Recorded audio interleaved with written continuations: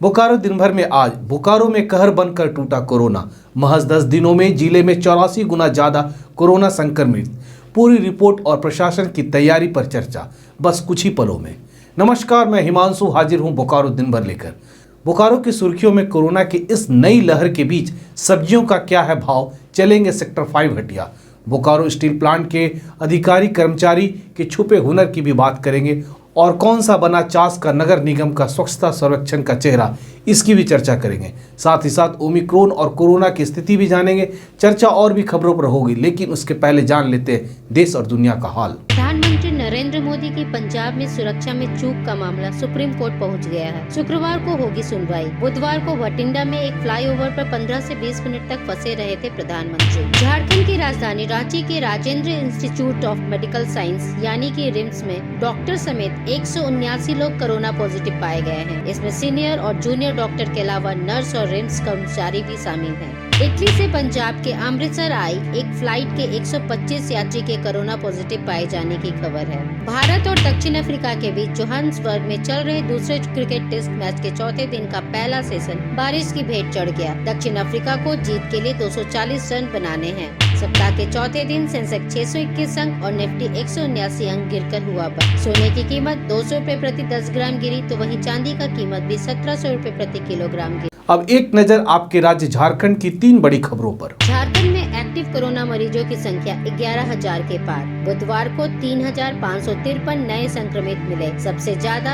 1,316 मामले रांची में पाए गए। झारखंड कार्मिक विभाग ने निर्देश दिया है कि कार्यालय में केवल 50% उपस्थिति के साथ ही काम हो और जो ऑफिस में उपस्थित नहीं हो सकेंगे वो वर्क फ्रॉम होम कर सकेंगे। झारखंड में शिक्षकों को फिर से अंतर जिला ट्रांसफर का मौका मिलेगा और शिक्षक अपने गृह जिला में भी ट्रांसफर हो जाएंगे। शिक्षक स्थानांतरण नियमावली 2019 में संशोधन के प्रस्ताव को शिक्षा मंत्री जगन्नाथ महतो की स्वीकृति मिल गई है। तो ये थी देश, दुनिया और झारखंड की खबरें। अब नजर डालते बोकारो के 9 प्रखंडों की खबरों पर जो आज सुर्खियों में बनी रही।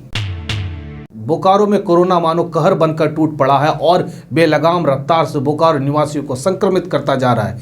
इसकी बेरहम रफ्तार और कातिलाना मंशा का अंदाजा महज आप इस बात से लगा सकते हैं कि जहां आज से ठीक 10 दिन पहले तक बोकारो जिले में 8 लोग इसकी चपेट में थे, आज मात्र 10 दिनों में कोरोना ने 84 गुना ज़्यादा लोगों को बीमार कर दिया है। बुधवार रात को सरकारी आंकड़े के अनुसार मंगलवार और बुधवार के बीच महज 24 घंटे में बोकारो जिले में 202 लोग कोरोना संक्रमित पाए गए, जिससे जिले में एक्टिव मामलों की संख्या 668 हो गई है। हालांकि थोड़ी राहत की बात यह है कि मंगलवार की तरह बुधवार को भी 12 लोग कोरोना को मात देकर घर गए। उधर बढ़ती कोरोना मामले में मद्देनजर बोकारो प्रशासन अपनी तैयारी हर रोज दुरुस्त करती जा रही है। पर यह भी है कि अगर इसी रफ्तार से कोरोना मामले में बढ़ोतरी होती रही तो जिले में पूरी स्वास्थ्य व्यवस्था पर इसका प्रतिकूल प्रभाव पड़ेगा और हेल्थ सिस्टम को चरमराते देर नहीं लगेगी। इसलिए हम सभी को कोरोना से अपना बचाव करना ही आज की तारीख में हमारी पहली प्राथमिकता होनी चाहिए। ऐसा मैं इसलिए कह रहा हूं कि गुरुवार को भी शहर में रिपोर्टिंग के दौरान हमने पाया कि कई सारे लोग न सिर्फ कोरोना नियम की धज्जियां उड़ा रहे थे बल्कि बिना मास्क के भी घूम रहे थे। मैं आपको बताऊं कि आज की तारीख में मास्क न पहनना एक गंभीर अपराध है और नियम और उल्लंघन करने पर किसी भी व्यक्ति के खिलाफ आपदा प्रबंधक एक्ट की धारा 51 से 60 के प्रावधान के तहत और 2005 आईपीसी की धारा 188 और अन्य कानूनी प्रावधान के तहत कड़ी कानूनी कार्रवाई की जा सकती है। कोरोना के खिलाफ जंग में अपनी तैयारी को और पुख्ता करते हुए बोकारो उपायुक्त कुलदीप चौधरी ने बुधवार को जिले में अलग अलग सामुदायिक स्वास्थ्य केंद्र में कोविड केयर सेंटर का निरीक्षण किया। सबसे पहले जरेडी रेफरल अस्पताल का निरीक्षण के दौरान उपायुक्त ने ओपीडी के कार्यरत चिकित्सकों द्वारा इलाज किए गए मरीजों की जानकारी ली, कोविड सैंपल कलेक्शन और जांच के संबंध में केंद्र प्रभारी से बात किया, वैक्सीन कोल्ड चेन रूम का भी निरीक्षण किया, ऑक्सीजन युक्त बेडों, ऑक्सीजन सिलेंडर, कंसंट्रेटेड उपलब्ध मास्क, दवाइयां, सैनिटाइजर आदि की भी जानकारी ली। उपायुक्त ने कसमार सामुदायिक स्वास्थ्य केंद्र पेटरवार का भी दौरा कर व्यवस्था का जायजा लिया। सामुदायिक स्वास्थ्य केंद्र बेरमो और अनुमंडल अस्पताल बेरमो के निरीक्षण के दौरान किया बोकारो उपायुक्त ने अस्पताल परिसर में लगे पीएसए ऑक्सीजन प्लांट का भी जायजा लिया। निरीक्षण के दौरान अनुमंडल पदाधिकारी Chas Dilip Pratap Singh Shekhawat, civil surgeon doctor Jitendra Kumar, जिला यक्ष्म पदाधिकारी डॉक्टर एन पी सिंह और जिले में उच्च अधिकारी और संबंधित विभाग के पदाधिकारी भी मौजूद थे। मुख्य उद्देश्य आज के पर्पस का है कि जो संक्रमण का दौर अभी चल रहा है, इसमें जहां एक और प्रोटोकॉल्स का, गाइडलाइंस का पालन करने के लिए मजिस्ट्रेट्स, पुलिस फोर्स और बाकी लोग हैं, उसी प्रकार से उपचार के लिए जो मेडिकल की तैयारियां हैं वो पूरी तरह सभी बिल्कुल अलर्ट मोड पर हैं। और जहां कहीं भी कुछ कमियां मिली हैं उनको निर्देश दिया गया है कि अविलंब उनको दूर करके सुचारू करें।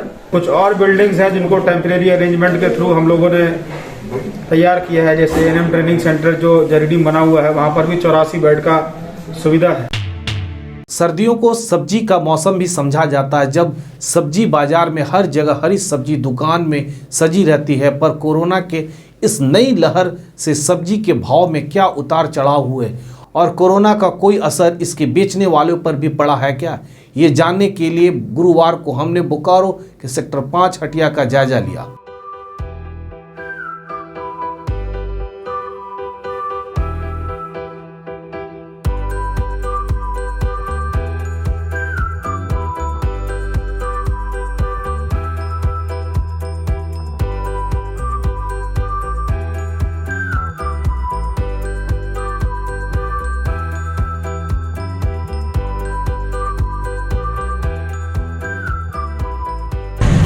नमस्कार दोस्तों, मैं अजय राज। अभी मैं खड़ा हूं सेक्टर 5 हटिया में और इस कोरोना के बढ़ते हुए रफ्तार में हम देखने आए हैं यहाँ जानने आए हैं कि इस हटिया में अभी सब्जियों का क्या भाव चल रहा है। तो आइए चलते हैं इस हटिया में, देखते हैं कि सब्जी का इस कोरोना के कारण सब्जी में कोई इफ़ेक्ट पड़ा है क्या, सब्जी के रेट में कोई इफ़ेक्ट पड़ा है। सब चीज़ का रेट पहले से बहुत कम हुआ है। पहले ज़्यादा, पहले बिकता था 20 रुपये पाव, अभी 15 रुपये पाव बिक रहा है आधी। मिर्चा, ये लहसुन अभी 25 का था, अभी 20 बिक रहा है। मिर्चा 25 था, वो 20 बिक रहा है। पहले से तो बहुत कम हुआ है रेट में।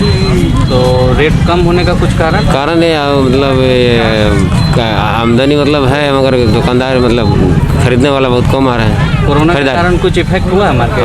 हाँ, फर्क तो पड़ा है, मतलब कस्टमर लोग बहुत कम आ रहे हैं। आलू है 15 रुपये किलो, प्याज 35 रुपये।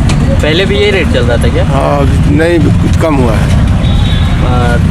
रेट में कमी का कोई कारण? कमी का कारण है कि अभी उपज हुआ है इसका, अभी आमदनी इसका हो रहा है, अभी हुआ है आलू, प्याज तो वही चल रहा है। और कोरोना के कारण कोई मार्केट में इफेक्ट पड़ा है क्या? वही थोड़ा बिक्री कम होता है और क्या। कस्टमर कैसे आ रहे हैं? हल्के है कस्टमर, कम पहले के अपेक्षा कम है। टमाटर का रेट क्या? टमाटर का 30 है। और बैंगन का? बैंगन का 30 है। पहले क्या रेट चल रहा था? 40-50। तो अभी रेट घटा है कि घटा है? तो रेट घटने का कोई कारण? कोई कारण है, कोरोना के चलते। कोरोना के चलते, यानी कोरोना के कारण मार्केट में भी कोई असर पड़ा है क्या? असर पड़ा है। किस तरह का असर? बहुत असर पड़ा है, आदमी लोग बहुत कम निकलते हैं, आवागमन कम है। अगर हमें लगता है कि बोकारो स्टील प्लांट के अधिकारी कर्मचारी सिर्फ स्टील बनाने का हुनर रखते हैं, तो हमें अपने ज्ञान को थोड़ा और दुरुस्त करने की जरूरत है। ये वो हुनरमंद लोग हैं जो स्क्रैप यानी कि कबाड़ में भी छुपे सुंदरता को देखने का मद्दा रखते हैं। और इसके सबसे ताज़ा उदाहरण है बोकारो स्टील प्लांट के एचआरसीएफ विभाग के स्क्रैप का इस्तेमाल कर अमृत उद्यान नाम के एक सुंदर पार्क बनाना। प्लांट के एचआरसीएफ यानी कि हॉट रोल्ड क्वाइल फिनिशिंग विभाग के अधिकारियों और कर्मचारियों ने स्क्रैप सामग्री का इस्तेमाल कर इसे साकार रूप दिया और आज़ादी का अमृत महोत्सव समारोह में अपनी भागीदारी को खूबसूरती और मजबूती से दर्ज किया। बीएसएल के निदेशक प्रभारी के विजन के अनुसार इस तरह का प्रयास न केवल संयंत्र में विभाग, शॉप और विभाग के हाउस कीपिंग बेहतरी लाने में मदद करेगा, बल्कि स्वच्छता और सौंदर्य की दृष्टि से भी प्लांट के लिए उपयोगी होगा, जहां कर्मचारी अपने फुर्सत के क्षणों में या ब्रेक के दौरान कुछ पल बिता सकें। इसे एचआरसीएफ कर्मचारी की टीम द्वारा ईडी वर्क्स अनंतु भौमिक और सीजीएम एचआरसीएफ आरके श्रीवास्तव के मार्गदर्शन की पूरी तरह से इन हाउस बनाया गया। इस पार्क के लिए स्क्रैप को चिन्हित कर इसे डेवलप कर खूबसूरत आकार देने का महाप्रबंधक एचआरसीएफ राम निवास सहित संजीव कुमार सिंह, उत्पल कुमार और आलोक मिश्रा भी भूमिका रही है। इस तरह उद्यान का डेवलप करने में महाप्रबंधक NK Shah, operative DM Thakur, OCT Rakesh Kumar एवं नितेश कुमार के किरदार को भी नज़रअंदाज नहीं किए जा सकते। निदेशक प्रभारी अमरेंद्र प्रकाश ने बुधवार को बीएसएल के ईडी एवं वरिष्ठ अधिकारियों की मौजूदगी में अमृत उद्यान को प्लांट को सौंपा। रामरुद्रा +2 उच्च विद्यालय जुधाड़ी मोड़ चास बोकारो के टीजीटी हिंदी की शिक्षिका डॉक्टर निरुपमा कुमारी को चास नगर निगम के स्वच्छता सर्वेक्षण 2022 का ब्रांड एम्बेसडर बनाया गया। चास नगर निगम के स्वच्छता सर्वेक्षण 2022 की बुधवार को हुई बैठक में अपर नगर आयुक्त अनिल कुमार सिंह ने नगर की साफ सफाई को बेहतर मानक और जागरूकता के लिए डॉक्टर निरुपमा कुमारी को स्वच्छता सर्वेक्षण 2022 का चेहरा बनाने का फैसला किया। आपको बता दें कि डॉक्टर निरुपमा को राष्ट्रीय शिक्षक पुरस्कार 2020 और राष्ट्रीय आईसीटी अवार्ड 2019 के पुरस्कार से भी नवाजा जा चुका है और साथ ही वह झारखंड के राज्य सघन सेवी समूह JCERTC रांची के विभिन्न कार्यशालाओं में सक्रिय है। रेडियो और दूरदर्शन के माध्यम से भी इनके शैक्षिक कार्यक्रम प्रसारित किए जाते हैं। जहां तक स्वच्छता सर्वेक्षण की बात है, स्वच्छता भारत के मिशन के तहत बोकारो के स्वच्छता सर्वेक्षण किया जा रहा है और शहर के साफ सफाई के साथ लोगों को स्वच्छता के प्रति जागरूकता भी किया जा रहा है। अब जान लेते हैं बोकारो जिले का तापमान। मौसम विभाग के अनुसार आज का अधिकतम तापमान 26 डिग्री और न्यूनतम तापमान 12 डिग्री रिकॉर्ड किया गया। आज का comment of the day Madhavlal Das Kumar द्वारा किया गया, जिन्होंने 5 जनवरी के बोकारो दिन भर में बोकारो टाइम्स के यूट्यूब चैनल पर यह कमेंट किया था। उन्होंने लिखा है, it's great to see that someone is covering the news of Bokaro, that is the very small city, and big news channel do not cover the news of a small city like this. Great to see your work and thanks to you. Madhav ji, सबसे पहले तो हमारे साथ जुड़े रहने के लिए आपका तहे दिल से शुक्रिया और हम आपके इस बात से पूरी तरह सहमत है कि बोकारो एक छोटा सा शहर है, पर हमारे लिए इसका इतिहास और भारत के सामाजिक और आर्थिक विकास में बोकारो के स्टील प्लांट के साथ साथ इनके खनिज क्षेत्र का योगदान बेमिसाल है। यहाँ के लोग पूरी दुनिया में हर जगह विकास के लिए अपना योगदान दे रहे हैं। इसलिए इस 20 लाख से ज़्यादा की आबादी वाले जिले के लोगों तक सरोकार की खबरों को पहुँचाना न सिर्फ मीडिया की जिम्मेदारी है, बल्कि हमारे लिए यह गर्व की भी बात है। अगर हमारी खबरों से आपको ज़रा सा भी फ़ायदा पहुँच रहा है तो अपने सवाल, सुझाव और सूचना के साथ हमारे साथ बने रहें। साल 2022 के लिए आपको बहुत बहुत शुभकामनाएं। एक बार फिर आपका धन्यवाद। आप अपने आसपास की घटनाएं और समस्याओं का हमें व्हाट्सअप कर सकते हैं। हमारा व्हाट्सअप नंबर है 9334210302। इसी तरह बोकारो के तमाम खबरों को जानने के लिए आप हमारे चैनल बोकारो टाइम्स को लाइक कीजिए, सब्सक्राइब कीजिए और शेयर कीजिए। फिर मिलेंगे बोकारो दिन भर में सोमवार से शुक्रवार रात 8 बजे। तब तक के लिए नमस्कार। बने रहें thetimesmedia.com पर। आप हमें फेसबुक और यूट्यूब पर भी देख सकते हैं।